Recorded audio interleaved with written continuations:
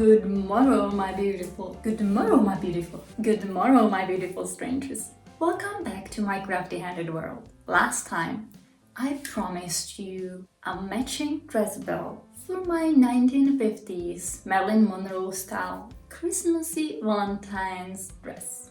But if you haven't seen the video yet, you can always make a nice belt and then make a matching dress to go with it. It's really easy to make.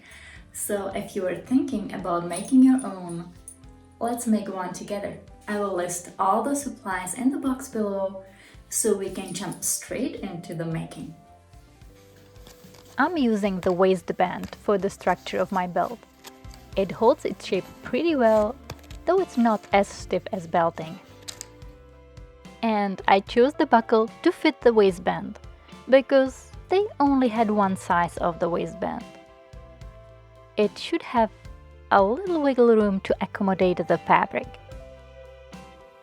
First, I measure around my natural waist, which is usually the narrowest section, and at about 6 inches, enough to loop through the buckle and have a bit of overhang. I start by cutting the pointy end of my waistband. I measure the length of the tip at ½ inch, then I mark the center of the belt width and connect the dots. I cut along the lines and nip off the very tip of the point. Then I cut the waistband to the length I measured earlier. After that, I cut my fabric, twice the height of the waistband plus the seam allowance, and the length of the waistband plus 1 inch reserve and the seam allowance. If you use belting, which I haven't seen in any store, you can sew a fabric tunnel and then slide the belting inside. Unfortunately, the waistband is not so stiff, so I need to wrap the fabric around it before sewing. Something to pay attention to: the direction. Traditionally, a female belt tip points to the right hip, unlike the male belt, which points to the opposite left side. And because the waistband and belting have a natural curve to it, you want to wrap it around you in a natural way, with the point in the right direction. Now you see what the top edge of your belt is going to be, and you can mark it so you don't get confused later. That's where I want the fold of my fabric to be. Now, because I need to sew the fabric together with the waistband, I need to prepare the pointed end first. I fold my fabric in half, right sides together, secure it with pins, and mark the belt tip. I sewed just the tip, using a very small stitch length, around 1–1.5. Then I cut off the extra seam allowance so it's not in the way when I turn the fabric right side out.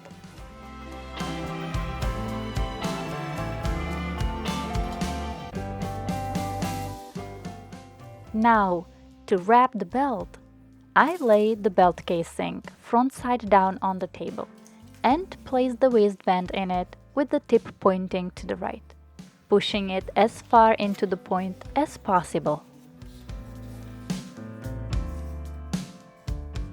Then I fold the bottom half of the fabric casing over the waistband and then tuck the top half under like this. I make sure the back half is slightly smaller so it's not visible later from the front. And I use clips to hold it all together so I don't pierce holes in my waistband with pins. I finished wrapping the fabric around my waistband and was ready to top stitch all around the edge. Almost. I don't like to interrupt my seams, so I need to prepare the buckle end first. Yes, you could just cut the hole in the belt for the buckle prong and maybe use some glue to suppress fraying, but I have a much neater tip. Well, again, it's an old technique from my grandma, which was originally used for a special type of buttonhole. And it just occurred to me that it would be a perfect solution for finishing this prong hole. So let's make a little half-inch buttonhole for the buckle prong. Isn't it ingenious? First, I will mark the position of the hole. I will place it about 2 inches from the end of the waistband. Don't worry about the excess fabric, I'll cut it off later. I make sure the hole is in the middle of the belt, which is about ½ inch in my case. I'm planning to make ½ inch by 3/16 on an inch hole, so I cut 2 backing rectangles, 1 inch by 7/8 of an inch, from my fabric leftovers, large enough to cover the holes and still fit inside the belt. I mark the holes with my friction pen.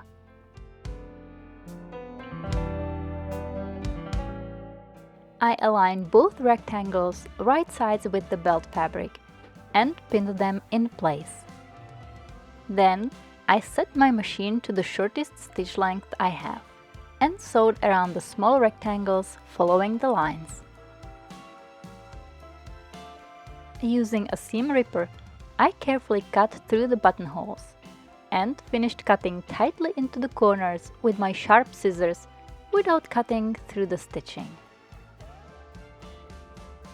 Then I turn each backing through its buttonhole to the inside of the belt.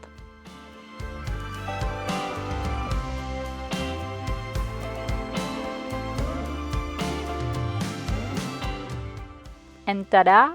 Flawlessly finished holes. Almost. Need a bit of pressing. It really is a good idea to press the holes nicely, flat and straight before continuing, and not rush like me. Now I fold the waistband back into the fabric, so I can trace where the hole should be. I'm using my friction marker again for this. I start the hole with the seam ripper in the tough waistband, and then finish it with my sharp scissors.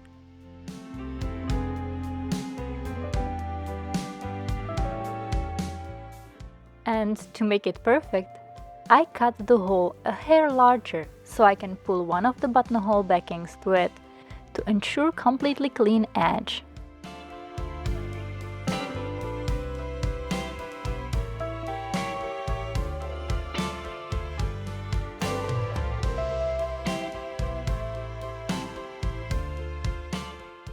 Before going any further, I check the fit.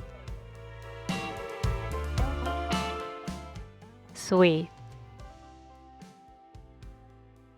I finish it by top stitching around the edge of the hole with a super tiny stitch length. Take a note to top stitch from the front side of the belt, because it's not so important to be perfectly neat from the back side. You might think it's over the top, but I enjoy my OCD. Now I can finish wrapping the waistband with the fabric casing and top stitch around the whole belt before attaching the buckle. Again, I'm top stitching from the front face of the belt.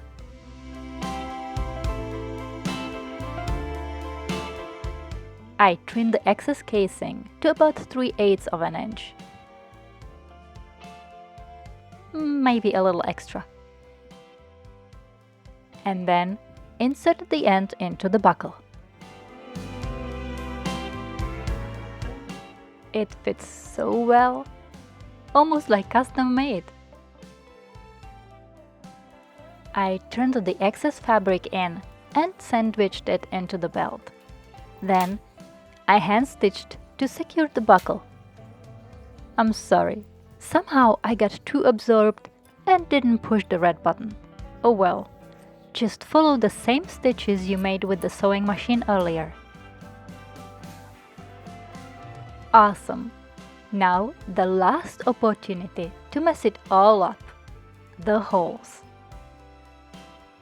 It's time to try on the belt and see where to make the most likely wearable hole.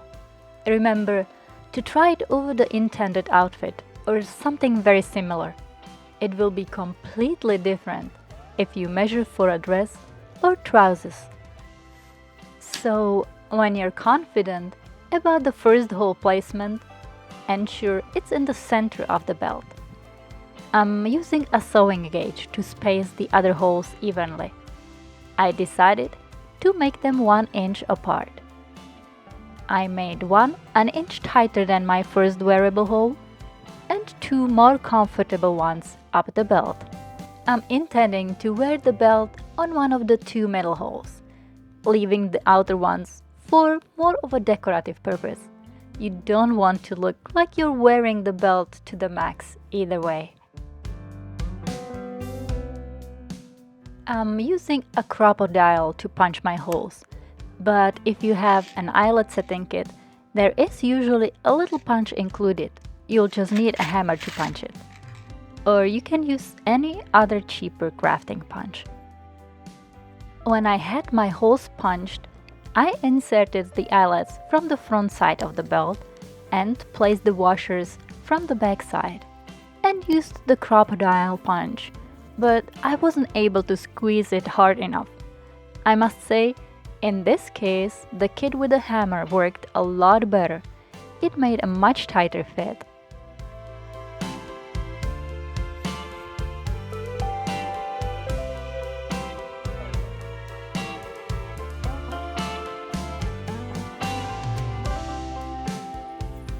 And there it is, a custom-made fabric belt to match anything you'd like it to. Thank you so much for staying with me till the end, and I hope you'll see me next time